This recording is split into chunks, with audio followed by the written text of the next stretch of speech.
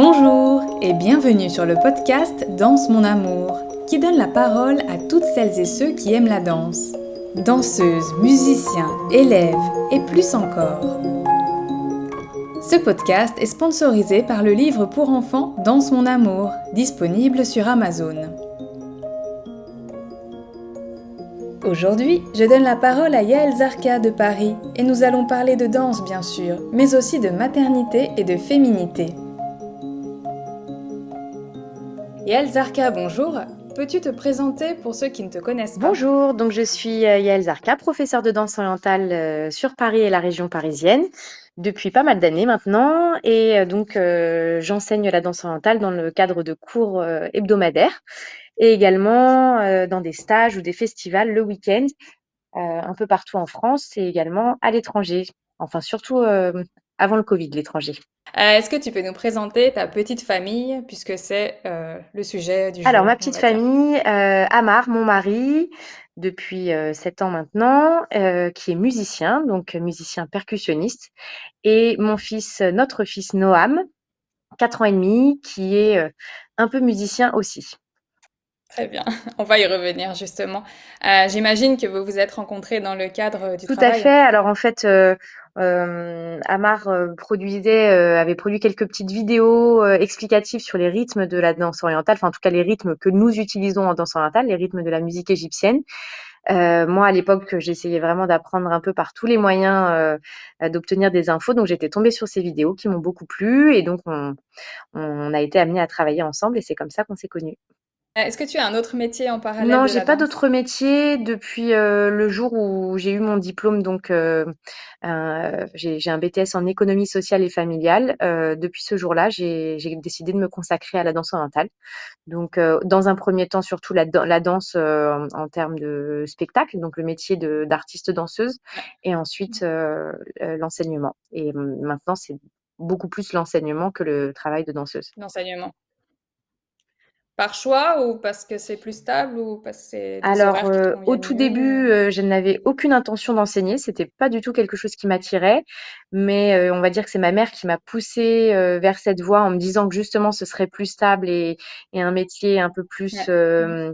à long terme, on va dire. Et puis maintenant, avec le temps, en fait, je préfère nettement enseigner que danser en spectacle.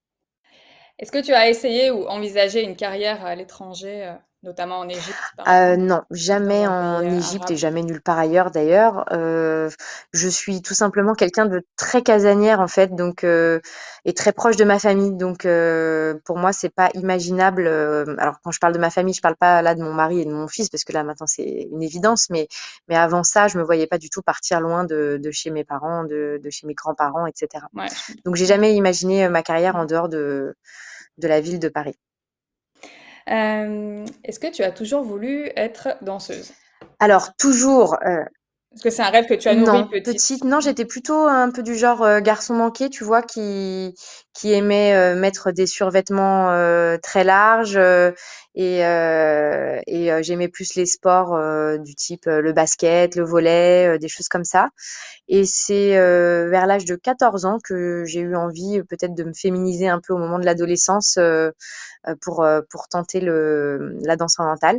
Et au départ, honnêtement, d'ailleurs, c'était pas du tout une passion, c'était vraiment juste un petit hobby comme ça, 1 heure par semaine. Et c'est que plus tard que c'est devenu pour moi une évidence de devenir une danseuse. Mais c'est pas un rêve de petite fille, Mmh. contrairement à beaucoup d'autres. Est-ce que tu as toujours voulu être maman? Ah oui, ça, je me suis jamais imaginée ne pas le devenir. J'ai eu la chance que ce soit possible Mmh. en plus. Mais depuis toujours, je me voyais même. C'était un peu ça mon ambition quand j'étais plus jeune, c'était d'être mère au foyer avec 5 enfants. C'était ça mon ambition. Maintenant que j'en ai un, je n'imagine pas du tout en avoir 5. Et surtout, j'imagine pas du tout ne pas faire le métier que je fais maintenant. Est-ce que le fait de devenir maman, c'était un long processus ou c'est arrivé, Non, c'est rapidement? arrivé La assez grossesse, rapidement, j'entends. après une mauvaise expérience de fausse couche, mais c'est quand même venu assez rapidement. C'est moi qui ai quand même pas mal patienté justement parce que je me donnais toujours la priorité à ma carrière et qu'on a toujours l'impression que c'est jamais le bon moment pour faire une pause dans sa carrière parce que très clairement, quand on est danseuse orientale, on continue pas à danser dans les restaurants à 9 mois. Donc, du coup, voilà, je laissais un peu, je repoussais. Pareil pour ma carrière à l'international, ça veut dire forcément faire une croix sur les voyages, donc pas évident. On a toujours des engagements sur les festivals à l'étranger. On est engagé un an à l'avance, donc c'est toujours un peu compliqué de se dire qu'on va un peu planter les gens, pas à la dernière minute, mais bon, quelques mois avant, une fois qu'ils ont lancé leur com, quoi. Donc c'est ça qui est pas évident. Ouais, c'est compliqué, surtout souvent tu es tête C'est d'affiche, ça. donc Et donc c'est on compliqué n'est de pas d'annuler. remplaçable comme on le voudrait en fait. Hem, tu l'as un petit peu évoqué, tu as fait la terrible expérience d'une fausse couche. Tu as aussi, une Oui, tout deuxième à fausse fait. couche, je crois, plutôt récemment et tu l'as évoqué sur les réseaux sociaux. Je voulais savoir ce qui t'avait poussé à en parler? Euh, Pourquoi tu as rendu cela alors en fait, public? tout simplement parce que bon, la première fois que ça t'arrive, tu as l'impression que que ça tombe sur toi, qu'il y a que toi, que enfin, c'est vraiment tout le malheur te tombe dessus. Finalement, quand tu en parles un petit peu autour de toi, bah, tu te rends compte qu'il y en a énormément des femmes à qui ça arrive. Et puis, bon, bah, sur ce, je suis retombée enceinte assez rapidement, donc voilà, c'était presque oublié.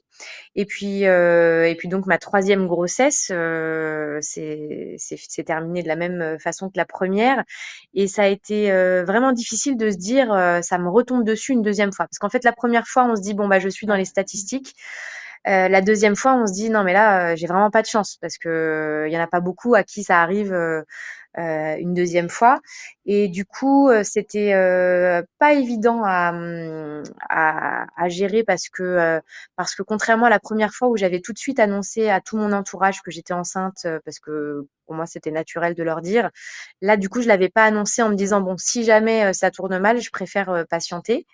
Et en fait, bah, du coup, quand ça tournait mal, bah, c'est encore plus difficile de se retrouver un peu un peu seul, de pas pouvoir vraiment partager ce qu'on ressent. Bien sûr. Et donc j'ai pas mal lu sur les réseaux sociaux et je me suis rendu compte que il y avait des femmes qui vraiment étaient très très très très mal entourées quand ça leur arrivait, qui étaient même parfois jugées, critiquées par leur propre mari, par leur belle famille. Enfin bon, vraiment, j'ai vu des choses assez affreuses, alors que moi, bah, évidemment, ça n'a absolument pas été comme ça. J'ai été quand même bien entourée, même si je l'avais pas crié sur tous les toits, mais j'avais été bien entourée.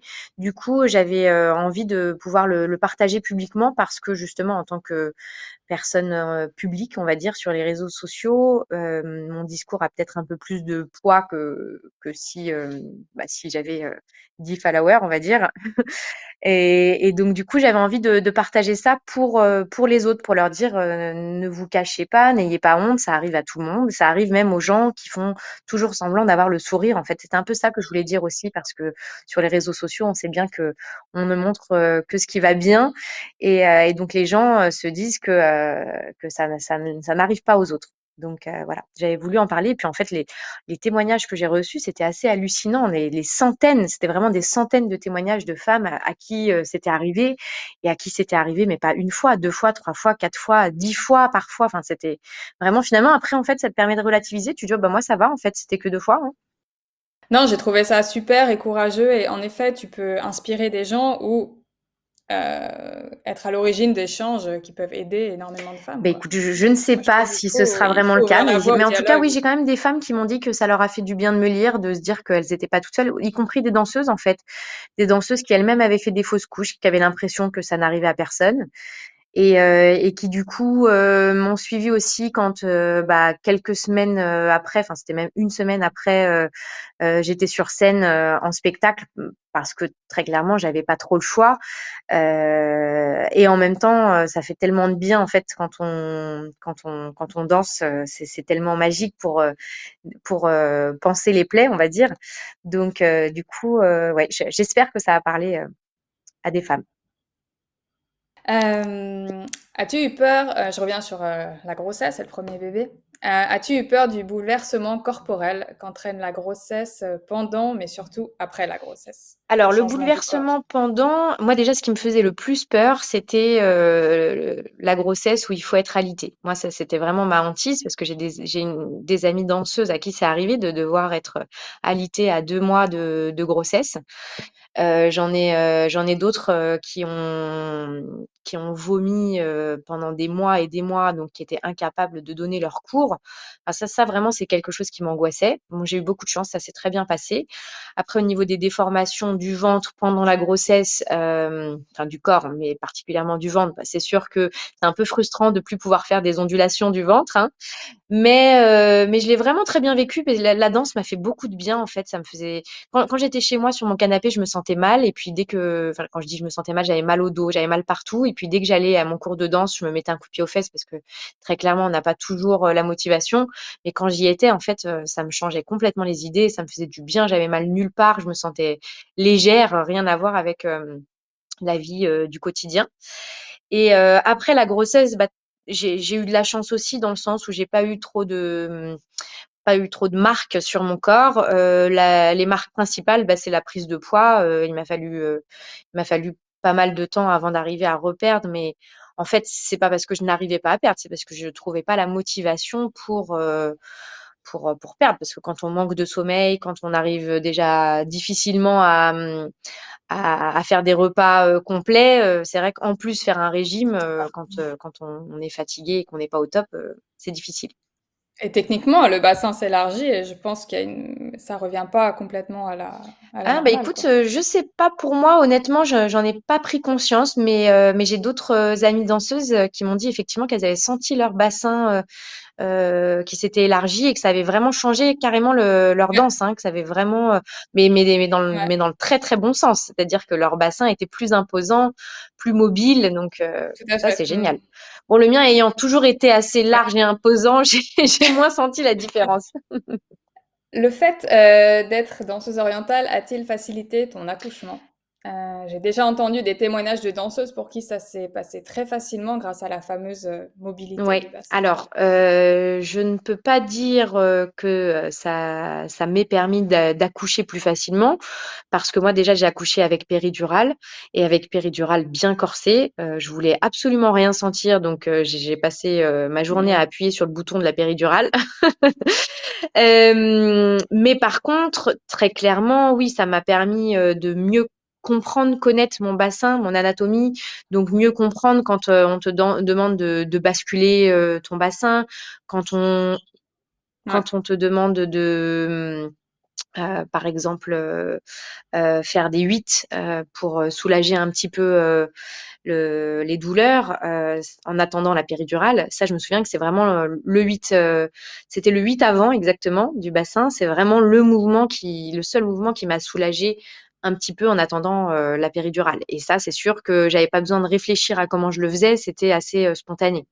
C'est-à-dire ça, à l'hôpital, on t'a dit, «Tenez, faites un 8 comme ça». C'est à Alors, l'hôpital qu'on t'a je conseillé saurais le pas dire, mouvement? je me souviens pas qu'on m'ait dit de faire ça. Je me souviens que j'avais très, très mal et que j'étais, debout parce qu'on te recommande, d'être debout pour que ça descende un peu plus vite et que je me suis accrochée à mon mari et que j'ai fait naturellement, ce 8 là. Mmh. Je me sans trop me poser de questions, en fait, voilà, ça venait naturellement. Bon, on sait très bien qu'on bouge nos bassins assez facilement, dans toutes les directions et du coup, c'est ce mouvement-là qui est venu, naturellement. D'accord, oui, donc ça a quand même été présent, Oui, on va oui, dire, oui, je peux dire que ça a dans été ton présent. accouchement. Mmh. Hem As-tu eu beaucoup de remarques, sur ton corps postpartum? Remarques positives ou négatives, surtout d'une manière générale? Est-ce que tu trouves que les gens se permettent plus de commentaires sur les corps des danseuses? Parce qu'on est danseuse. Alors, oui, sûrement, oui, c'est clair. Bon, moi, des remarques, mais je pourrais pas dire que c'est uniquement après la grossesse, mais depuis toujours, les remarques sur le poids, elles sont constantes, hein, ça sans arrêt, on nous rappelle qu'il faut faire du 38, pour, rentrer dans les cases, hein, très clairement. On nous Ouais. scanne en permanence et c'est Oui, vrai parce que quand on je est dis du 38, postpartum, mais en c'est fait, quand encore tu fais pire. du 38, on a quand même quelque chose à te dire, hein. On va te dire, «Ah, tu pas assez de poitrine. Ah, faut que tu manges plus. Ah, à tes Mmh. fesses, à ceci, à cela». Donc oui, bon, déjà, très clairement, la société de nos jours, elle est comme ça, hein. Il y a beaucoup de jugements, envers les femmes en général, mais en plus, sur un métier comme le nôtre où, ben, on va plus facilement montrer notre ventre, nos jambes et cetera, bah, du coup, forcément, des remarques, il y en a encore plus. Hem, la danse a-t-elle été une aide dans le temps difficile qu'est le postpartum? Si oui, une aide morale ou une aide physique? Alors, j'ai pas eu vraiment de baby blues, c'est comme ça qu'on dit? Ouais, J'ai pas mmh. vraiment vécu ça. Ou le postpartum d'une manière Ouais, générale, oui, le oui, mais en fait, post-accouchement. pour moi, c'était une grande joie de retourner, à mon cours de danse la première fois. C'est quelque chose qui m'avait marquée. C'est que quand j'ai repris, la danse, la directrice de l'école dans laquelle je donne des cours m'a dit: «Bah, merci beaucoup en tout cas de d'être revenue, dès maintenant et j'imagine que tu dois être, vraiment, tu dois pas être bien au fond de toi de devoir laisser ton petit bébé pour venir, faire le cours de danse». Et en fait, je lui ai dit: «Ah non, mais c'est l'inverse en fait, c'est enfin le bonheur de pouvoir, redevenir, la femme que j'étais avant et pas juste la maman avec un bébé, accroché, au sein». Et du coup, non, ça m'a fait vraiment beaucoup de bien de pouvoir réutiliser mon corps, rapidement, pouvoir rebouger, pouvoir écouter de la musique, danser avec d'autres femmes, c'était plutôt du bonheur, le retour à la danse. Au bout de combien de mois tu as repris? Je me souviens plus exactement, mais j'ai repris très rapidement. J'ai repris avant la fin de ma rééducation périnéale, mais avec l'accord de la kiné quand même, parce que du coup, j'avais ben, un périnée quand même assez tonique, compte tenu de la pratique de la danse. Donc une reprise rapide mais Oui, oui, oui, safe. oui, non, bien sûr.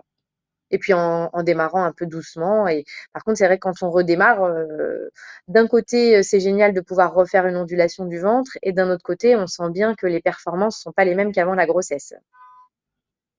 Pour quel mode de garde as-tu opté avant l'entrée à l'école? Alors, j'avais choisi une assistante maternelle, que j'ai engagée, je pense c'était après mon fils devait avoir 7 ou 8 mois. Dans un premier temps, en fait, comme moi, je travaillais principalement le soir et le week-end, je me suis dit que je pouvais garder mon fils, moi-même. Donc, je l'ai pas fait garder, au tout début, d'autant qu'on avait un peu de difficultés par rapport à l'alimentation parce qu'il était allergique aux protéines de lait de vache. Donc, j'ai été obligée, d'allaiter, beaucoup plus longtemps que prévu. J'ai allaité 11 mois alors que je m'étais dit que j'allais allaiter, 1 mois. Donc c'était plus pratique, comme ça. Et donc ensuite, je l'ai fait garder trois jours par semaine.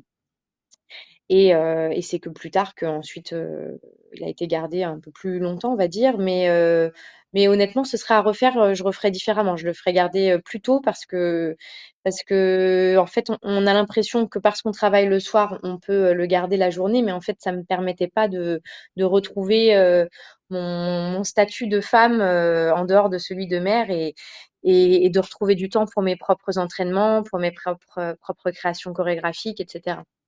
Bah, j'allais y venir. En fait, je posais la question du mode de garde. Je voulais savoir quand est-ce que, voilà, tu crées tes chorés, tu prépares tes cours, Eh ben, la journée, la comment semaine, tu donc organises tout forcément ça? quand j'avais mon bébé, bah, j'attendais qu'il s'endorme pour le faire, mais c'était court, et puis surtout quand il s'endort, on te dit qu'il faut que tu t'endormes avec pour, reprendre des forces, donc voilà, du coup, ouais, c'était assez fatigant le début. La 1re année, elle est quand même, un petit peu complexe, déjà, ne serait-ce qu'à cause du sommeil qui est perturbé. Et puis voilà, tu as les cours à préparer, les chorés, Ouais. enfin c'est, Oui, puis moi j'ai repris, très, très rapidement, après l'accouchement, j'ai repris, les festivals et les voyages. Enfin, j'ai des souvenirs, à 3 mois, d'être, à Taïwan en train de tirer mon lait au milieu d'un stage. Donc, c'est vrai que, au début, c'est compliqué. Mais bon, après on le fait, hein, comme toutes les mamans qui reprennent le boulot, mais c'est vrai que c'est pas facile. bah, justement donc comment gères-tu le fait que notre métier est tard le soir, que ce soit les cours ou les prestations? Qui garde ton enfant, pendant que tu Alors travailles? écoute, mon fils, bah, depuis qu'il est bébé, hein, il est habitué à être, gardé, un peu par tout le monde, à droite, à gauche. Mon mari étant aussi musicien, du coup, on a des emplois du temps, qui sont oui, Irrégulier? réguliers Mmh. et un peu décalés par rapport aux gens normaux entre guillemets. Et donc mon mari, lui, ça change toutes les semaines, hein, donc de toute façon, on peut pas vraiment avoir quelque chose de régulier. Et moi, c'est plus régulier au niveau des cours. Mais bon, là, pour te donner une idée, en ce moment, le lundi, c'est lui qui donne des cours et moi, je garde mon fils. Le mardi, il dort chez ma mère parce qu'on a tous les deux cours. Le mercredi, c'est lui qui garde notre fils. Le jeudi, c'est lui. Et en général, le vendredi et le week-end, c'est moi. Et quand il y a des jours où c'est pas possible, où il y a des stages ou des choses comme ça, il va chez ma mère ou chez l'assistante maternelle avec laquelle on a gardé un contrat, ou chez ma tante, ou chez ma sœur, ou bref, il fait le tour de, il fait le tour de. Il est Oui. flexible, c'est Ah bien, oui, il oui. Mais accepte. bon, la chance qu'on a, c'est qu'il adore aller à droite à gauche, donc on n'a jamais de soucis avec lui. Il est habitué depuis tout bébé à aller à droite à gauche, hein. Et quand tu voyages à l'étranger, tu l'emmènes ou Non, j'évite tu de le laisses l'emmener, en France? c'est pas évident, ni pour moi ni pour lui. Pour moi, ça me permet pas d'être concentrée sur mon travail et pour lui, bah du coup, je suis pas concentrée sur lui, donc il le vit mal. Donc il vaut mieux qu'il aille chez ses grands-parents passer quelques jours plutôt que de venir avec moi. Mais après, ça peut arriver ponctuellement, hein. Bien sûr. Là, on a un festival en Suisse, donc avec mon mari, où on est en duo. Et du coup, on emmène notre fils parce que l'organisatrice nous a dit qu'il était totalement bienvenu et qu'il y aurait quelqu'un pour le garder pendant les stages. Donc du coup, ça peut arriver. Est-ce que ton fils t'a déjà vu danser sur Eh ben scène? non, écoute, justement, j'ai réalisé ça récemment, c'est que finalement, mon fils m'a jamais vu en spectacle. Bon, je lui ai montré une ou deux petites vidéos, mais pas tant que ça. Du coup, en fait, il y a peu de temps, il a vu, on a été dans un restaurant et j'avais deux de mes amis danseuses orientales qui ont fait une démo de danse orientale et il était mais complètement ébloui et impressionné de voir ces filles avec des beaux costumes. Et je lui ai dit, mais tu sais, je fais pareil. Et il était mais ahuri. Comment ça, tu fais pareil? Comment ça, tu mets des costumes comme ça? Parce qu'il me voit toujours en tenue de cours. Déjà, en plus, il a grandi avec les confinements, lui. Donc, lui, ce qu'il a vu, pour lui, mon travail, c'était d'aller faire un cours de danse dans mon sous-sol devant une caméra. Donc, il avait même pas conscience que j'avais des élèves, par exemple. Il a pas compris que j'avais des élèves. Il l'a découvert que cette année. Le fait d'être mère t'a-t-il inspiré pour la danse? Que ce soit dans l'expression de tes émotions ou, par exemple, pour te défouler après un moment difficile, avec Alors, ton enfant? c'est pas le fait d'être mère, mais en tout cas, je dirais que le fait d'être mère m'a donné plus de maturité. Peut-être aussi moins de peur du jugement, peut-être un peu plus de folie assumée, de se dire bah en fait j'ai pas de compte à rendre à personne. Donc ça m'a peut-être donné un peu plus confiance en moi sur ce sujet-là. Euh, voilà. Après, au niveau de l'expressivité, de ce qu'on peut transmettre, je pense que c'est la prise de l'âge, en fait, qui fait qu'on se sent plus légitime ou qu'on arrive à interpréter davantage nos émotions que quand on est plus jeune et un peu plus intimidé et qu'on connaît moins de choses à la vie aussi, hein, tout simplement, hein. Hem, pour toi, la maternité est-elle un apprentissage comme la danse ou y a-t-il une part, d'inné? Ah oui, pour moi, c'est un apprentissage, hein. Bien sûr, il y a sûrement, des choses qui sont innées, mais c'est clairement un apprentissage, beaucoup enfin, dans mon cas, beaucoup de lectures, beaucoup de vidéos que je regarde pour essayer de mieux comprendre, comment il faut, se comporter. Alors quand ils sont tout petits, c'est plus sur, la façon de s'y prendre dans les gestes, dans comment les nourrir, toutes ces choses-là. Et puis quand ils grandissent, c'est, comment réagir, face, à des cris, comment essayer de garder son calme, ne pas s'emporter, donc oui, oui, c'est un apprentissage constant, ça c'est sûr. Et ce qu'on croit de l'inné, c'est peut-être simplement du bon sens, Oui, finalement. oui, bien sûr, tout à fait, du bon sens, exactement. Après oui, je pourrais pas dire s'il y a vraiment un instinct maternel, mais c'est un boulot, hein, d'être maman, hein, quand même, hein. Je trouve que les femmes sont assez incroyables, hein. Mais c'est vrai Fascinante. quand je réalise, enfin quand je me dis qu'en tant que femme, on gère notre enfant et l'éducation de notre enfant, les activités de notre enfant. Mais à côté de ça, on gère aussi notre foyer, faire les courses, faire la cuisine, Mmh. toutes ces choses-là. Et puis à côté de ça, on a encore notre métier, notre passion. En plus d'être un métier, nous, c'est une passion. Donc ça prend vraiment beaucoup de temps dans le quotidien, dans la tête. Tout à Moi, fait. mon métier, c'est du H24 parce que je suis tout le temps en train d'avoir des idées, de réfléchir à des nouveautés, et je décroche Ouais, bien jamais, sûr. c'est toute l'année. Et aussi, à côté de ça, Ouais. essayer d'avoir quand même une vie de femme qui voit ses amis, etc., quoi. Donc, c'est vrai que c'est chargé nos vies. C'est très chargé. D'ailleurs, est-ce que tu crois pas moi, j'ai toujours trouvé, les danseuses ou les profs de danse, enfin, formidables et ce côté multitâche, justement, gérer des écoles, gérer son corps, gérer le marketing, gérer, enfin, 1 million de choses. Est-ce que ce côté multitâche de la danseuse t'a aidé à gérer le côté, multitâche de la maman? Alors, peut-être, oui, bien sûr, peut-être. Mais ce qui m'a surtout aidée, c'était d'avoir ma propre maman pour m'aider. Ça, c'est une Oui, chance, c'est vrai. oui, honnêtement, c'est vrai que ma mère, elle m'aide à la fois dans ce qui est lié à ma carrière en termes d'administratif, par exemple. Et puis, elle m'aide Ouais. aussi énormément sur la garde de mon fils, sur prendre les bonnes décisions, faire les bons choix. C'est vrai que ça aide d'avoir une référente à qui on peut demander conseil. C'est quoi le plus dur pour toi, la danse ou être maman? Être maman. Plus difficile?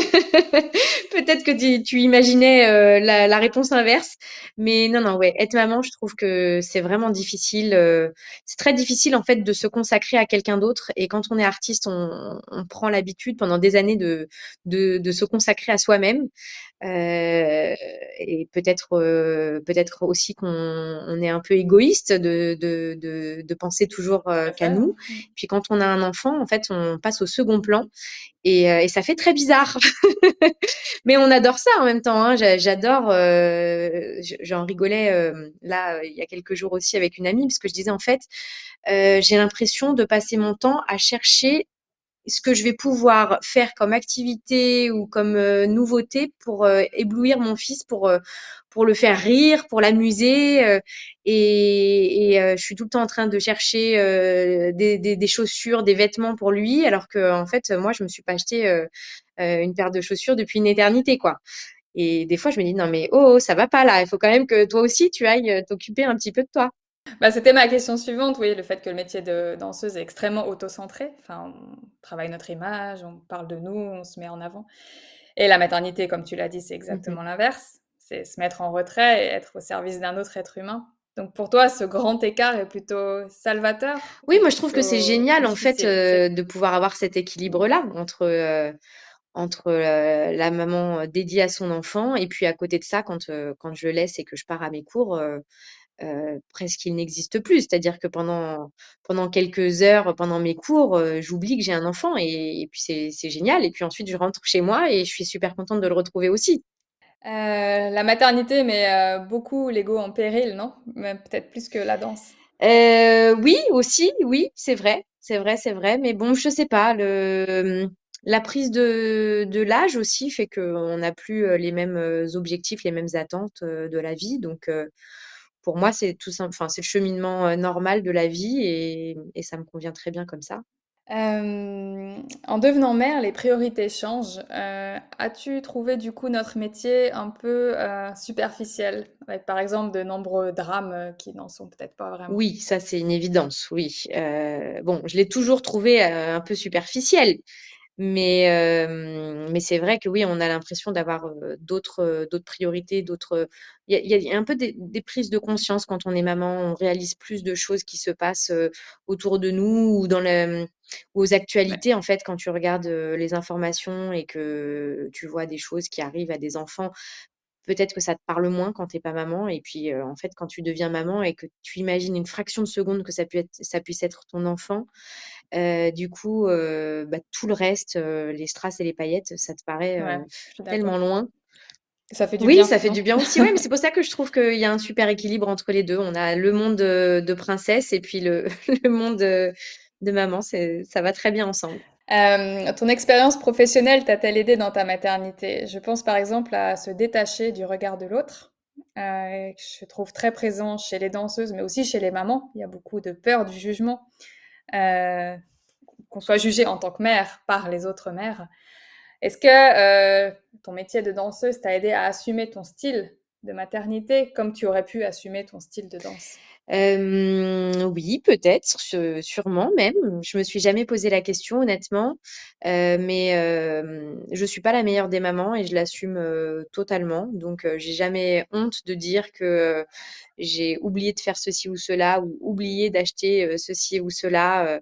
Je le prends toujours à la rigolade quand, par exemple, ma mère se moque toujours de moi parce qu'elle dit toujours qu'une maman ne doit jamais sortir sans un paquet de mouchoirs dans son sac et moi je n'ai jamais de mouchoirs. Et donc ça me fait plutôt rire à chaque fois de me dire, bon bah, ouais, je n'évolue pas. Mais ouais, non, je sais pas, ça me met pas de pression. J'ai jamais eu de pression par rapport à ça.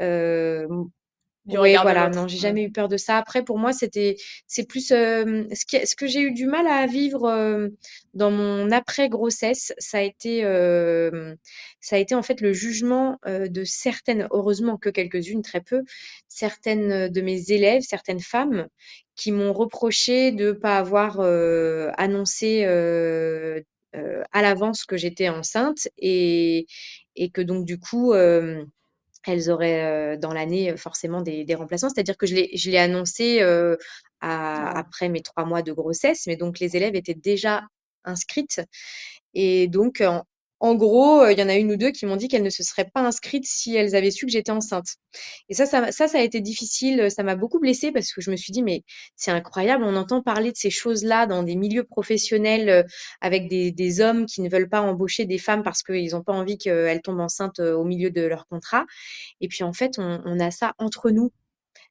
pour un hobby en plus. Donc Aussi, bien sûr. c'est vraiment quelque chose qui m'avait blessée et qui m'avait vraiment gênée. Surtout quand les gens ne connaissent pas, le parcours, que l'on peut avoir. Notamment, moi Bien j'avais sûr. fait, ma première fausse couche, donc c'était évident que j'allais pas crier sur tous les toits, à 1 mois que j'étais enceinte, quoi. Avec la maternité, la charge mentale explose. As-tu une stratégie ou un secret pour tout gérer, ou du moins pour alléger cette charge Alors non, mentale? je n'ai pas le secret, mais si tu l'as, tu me le donnes. Non, c'est pour ça que je te demande, parce que je veux bien. Non, honnêtement, oui, la charge mentale, c'est de la folie, hein, ce qu'il faut gérer et encore une fois, Ouais, ça nous fait réaliser à quel point on était auto-centré, avant d'être maman. Là, il y a tellement de choses auxquelles il faut penser. Enfin, tu te réveilles, tu ne penses pas à toi, tu penses à: «Est-ce qu'il est réveillé? Est-ce qu'il a faim? Est-ce qu'il a besoin de ceci, cela?» enfin, de tu es concentré quand même là-dessus, bah, des heures et des heures, et plus avec toute l'intendance à gérer, hein. Comme on disait, les courses, les repas, bien sûr. l'emmener, Ouais. au foot, l'emmener, à la gym, l'emmener à ceci, cela, c'est vrai qu'on a une intendance, incroyable à gérer et on est crevé, voilà. Bon, j'aurais Non, pas eu mon secret alors. mais si jamais tu trouves le secret, si quelqu'un te le révèle, merci de m'informer. Ah, il y a une danseuse qui m'a dit: «J'ai une femme de Oui, alors ménage», je vais te donc dire, je j'ai serais la pas femme de mal aussi. ménage aussi. Alors plus les années passent et plus, elle fait, d'heures dans la maison et plus je prends aussi, la femme de ménage, une autre femme de ménage pour le repassage et le jardinier et le j'en rajoute de plus en plus en me disant: «Bah allez, je vais pouvoir me libérer du temps», mais non, je n'y arrive quand même pas. Avec un papa musicien et une maman danseuse, j'imagine que la musique domine entièrement à la maison. Est-ce que ton fils a adhéré tout de suite ou est-ce qu'il a justement rejeté, ce trop-plein ou cet aspect très imposant chez vous? Parce que peut-être la danse ou la musique lui prend son papa et lui prend sa maman. Non, il adore parce qu'il peut aller jouer de la musique avec papa dans le sous-sol, donc depuis tout petit, oui, Il il joue, joue, du coup? alors Mmh. il joue pas bien, hein, mais depuis tout petit, en tout cas, il s'amuse à jouer et puis quand il y a les cousins ou les voisins ou les copains qui viennent à la maison, il est hyper fier de les emmener dans le studio de musique de papa et de pouvoir jouer un peu de musique avec. On a été voir papa en concert la semaine dernière, il était, vraiment très, très fier, de pouvoir le regarder, jouer sur une scène avec des lumières et avec tout un public qui l'admirait et niveau danse, il aime danser, dès qu'on met de la musique, il bouge. Alors il est pas hyper doué pour l'instant, mais c'est quelque chose qui lui plaît et je pense quand même qu'il réalise que nos métiers nous prennent du temps, c'est sûr, mais en même temps, ils nous permettent aussi, une certaine, flexibilité, finalement, peut-être Au final. que tous les enfants n'ont pas la chance d'avoir, leurs parents qui viennent les chercher à 4h30 à l'école, hein. Heu, Vous êtes un couple mixte, comme, 1 couple sur 4 Ah en bon? D'accord, France. je savais pas. Ce mélange est-il une richesse, comme le veut la légende, ou plutôt un nid à problème? Alors, pour préciser déjà un peu la mixité, donc mon mari est français d'origine, algérienne, musulman et donc moi je suis française d'origine, marocaine, tunisienne, juive et des soucis liés, à notre mixité, il y en a vraiment mais jamais, jamais eu. On n'a jamais eu de problème sur ce sujet et donc moi je peux dire oui, clairement, c'est plutôt une force, c'est quelque chose déjà dès le début qui nous a un peu renforcés. Mon mari, ça le faisait presque rêver de se dire qu'il allait, se marier avec une juive et du coup, fermer un peu la bouche de tous ceux qui disent que c'est pas possible, un couple musulman et juif et depuis, le début de notre couple, on a toujours été, très tolérants l'un envers l'autre et on a vraiment fait en sorte que notre fils grandisse dans cette tolérance et cette ouverture d'esprit. Donc mon mari, n'hésite pas, à mettre, une kippa sur sa tête, quand je lui demande d'en mettre une au moment d'une prière juive et moi j'hésite pas, à cuisiner, son repas, à la minute près, au moment du ramadan. Donc voilà, il y a vraiment un mélange de cultures et une mixité qui fonctionne très bien et qui, jusqu'à maintenant, nous a pas posé de soucis. Alors les gens nous disaient: «Mais c'est quand vous aurez un enfant, c'est là qu'il y aura les soucis». Écoute, pour l'instant, il a 4 ans et demi et des soucis, il y en a pas. Mais je sais pas, peut-être en grandissant. En même temps, on est bien d'accord l'un et l'autre sur le fait que notre fils décidera de la religion qu'il veut avoir ou pas d'ailleurs, s'il veut pas en avoir. Donc quand il en aura l'âge, il choisira ce qu'il a envie, de choisir. Donc vous lui avez laissé le choix en Ah bah, l'exposant il vit potentiellement aux vraiment 2 les 2 et religions je au pense que possible. pour l'instant, il a peut-être un peu de mal à comprendre que c'est 2 religions, différentes.